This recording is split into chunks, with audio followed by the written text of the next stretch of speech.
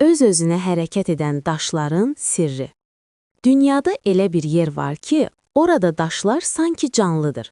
Heç kim toxunmadan, itələmədən, hətta yaxınlıqda heç bir heyvan izi olmadan bu daşlar yerini dəyişir. Bu hadisə ABŞ-da yerləşən Ölüm vadisində Racetrack Playa adlı ərazidə baş verir. İllərlə alimlər və turistlər bu sirrin cavabını tapa bilmirdi.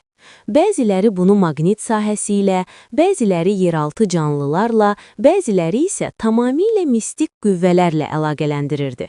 Çünki daşların arxasında torpaqda uzun-uzadı izlər qalırdı, amma hərəkət anını görən olmurdu. Ərazi çox düz və hamar səhralıqdır. Yağış çox nadir yağ. Öz-özünə hərəkət edən daşların sirri. Dünyada elə bir yer var ki, orada daşlar sanki canlıdır. Heç kim toxunmadan, itələmədən, hətta yaxınlıqda heç bir heyvan izi olmadan bu daşlar yerini dəyişir. Bu hadisə ABŞ-da yerləşən Ölüm vadisində Racetrack Playa adlı ərazidə baş verir. İllərlə alimlər və turistlər bu sirrin cavabını tapa bilmirdi. Bəziləri bunu maqnit sahəsi ilə, bəziləri yeraltı canlılarla, bəziləri isə tamamilə mistik qüvvələrlə əlaqələndirirdi. Çünki daşların arxasında torpaqda uzun-uzadı izlər qalırdı, amma hərəkət anını görən olmurdu. Ərazi çox düz və hamar səhralıqdır. Yağış çox nadir yağır, amma yağanda yerin üstündə nazik su qatı yaranır. Gecə temperatur kəskin düşür və bu su nazik buz təbəqəsinə çevrilir.